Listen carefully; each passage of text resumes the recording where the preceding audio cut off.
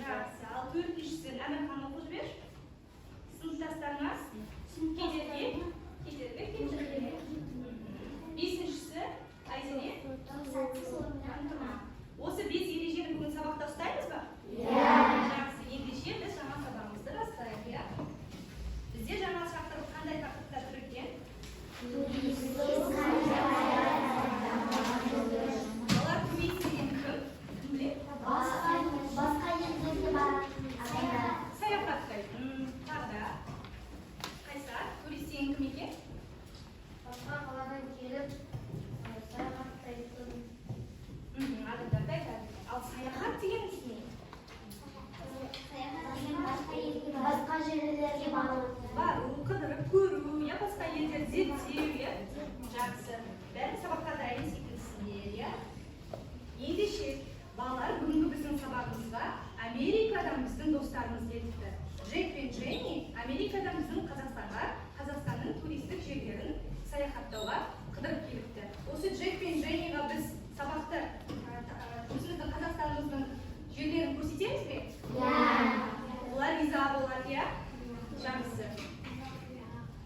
Ендеше, бүгінгі бізді Джек пен Дженниді саяхаттайтын қалаларымыз бұл Алматы, Нұр-Сұлтан және Түркістан қаласы екен, иә, балалар? Біз бірінші қаламыз қайсысынан бастасақ болады? Алматыдан. Біздің бірінші аялдамамыз Алматы қаласы, иә? Бірақ Алматы қаласының көркем, әсемді жерлерін көрсету үшін біз алдымен тапсырма орындауымыз керек, иә? Ал тапсырма орындамасақ Джек пен Дженни біздің елімізді жақсы деп кете ме? Жоқ. Жақсы. Ендеше біз тапсырманы орындауға дайынбыз ба? Жақсы. Ендеше Алматы қаласының әсем көрікті жерлерін көрсету үшін біз бірінші өзіміз Алматы қаласында қандай жерлер бар екенін әңгімелеп айтуымыз керек. Кім айтады? Саян.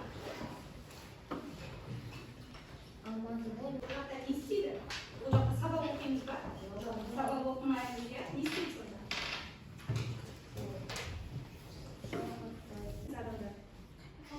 Коньки тереді, иә?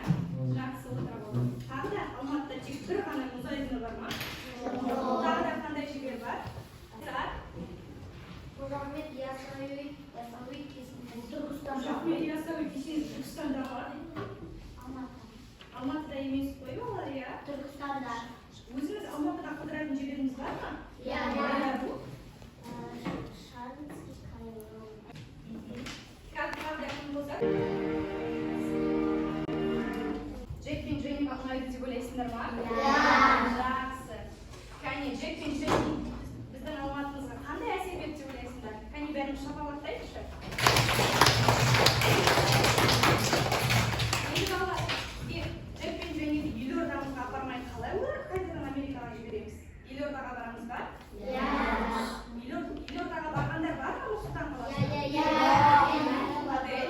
Нұр-Сұлтан қаласына бардың ба? Ол жақта қандай туристік әдемі көрнекті жерлер бар? Бәйтерек бәйтерек, иә? Және Ханшатыр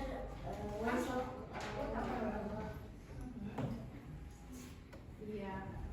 Балалар, сен бәйтеректің ұзындығын білесіңдер ме қаншаны? 97 метр. Аяғы көп біледі екен, иә, балалар? Келесі тапсырмада Нұр-Сұлтан және Алматы қалалары екі бағанда орналасқан суреттер, иә?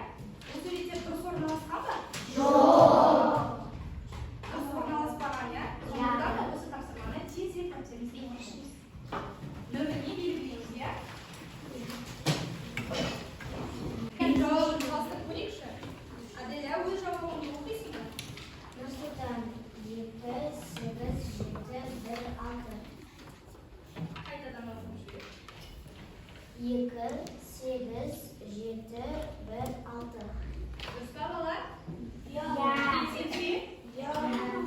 Ал Алматыны кім оқиды? Ералы? 5, 4, 3. 5, 4, 3.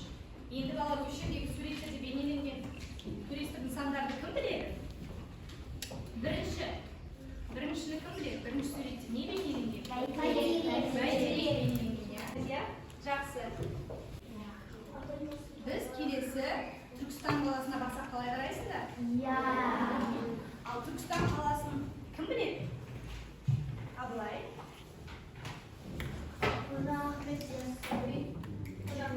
кесенесі бар, иә. Сосын, Түркістан қаласы бұл көне қалаларға жата ма? Жатады, иә. Жарай. Жақсы, ендеше біз Түркістан қаласына бару үшін зымыранға отырсақ қалай қарайсыздар? Бірақ зымыранға отыру үшін бірінші тапсырма алу керек. Балалар, бүгінгі күн қандай күн? Кім біледі? Сәуірдің нешесі бүгін? Қандай күн? Ғарышкерлер күні, иә балалар? 12 сәуір бұл ғарышкерлер күні. Бірінші біздің ғарышкеріміз кім? Қазақ күні, иә? Ал ең бірінші ғарышқа ұшқан кім? Юрий Гагарин. Ал адамнан да бірінші кім? Жақсы. Енді біз ғарышқа отыру үшін тапсырма орындаймыз ба? Бірінші сұрақ. Бұл сұрақ қойылады Сабинаға қойылады. Зымыран ұшу үшін қандай құрылғы қажет?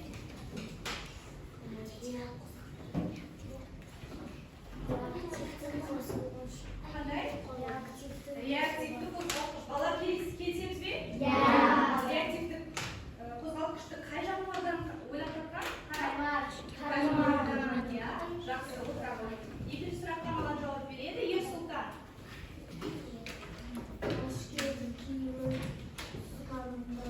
Ғарышкердің киімі қалай аталады? Скафандр деп аталады екен. Жақсы. Үшінші сұраққа жауап береді. Айт өткен. Ғарыш айлағы дегеніміз не? Көмекке кім келеді? Ғарыш айлағы. Пегасол.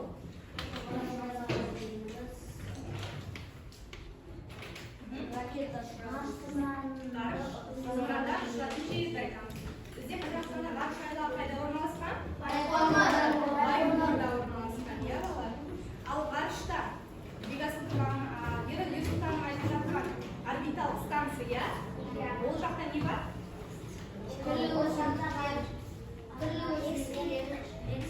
Эксперименттер жасайды, иә?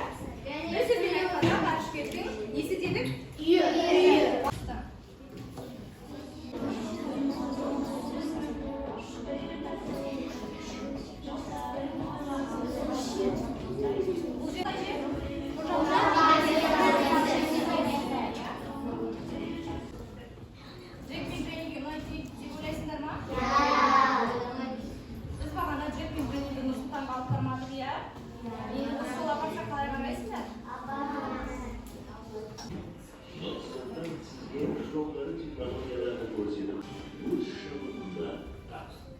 Қандай әдемі, иә балалар?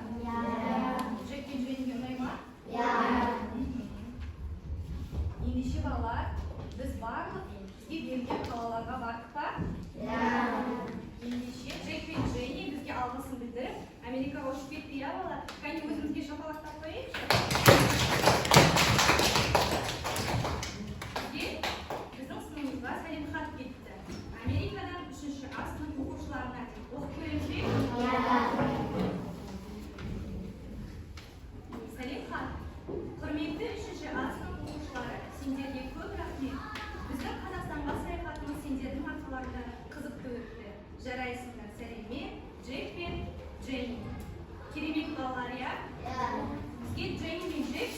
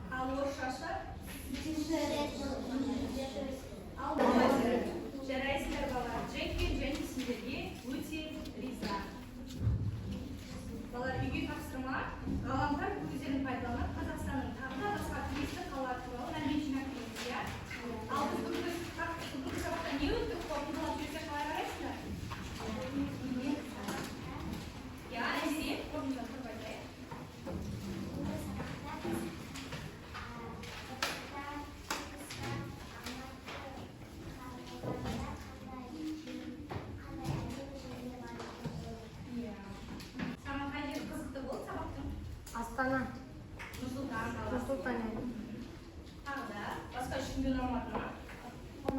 Dorası. Türkistan da mı? Türkistan'da ne var ki? Rahmi Yasmin.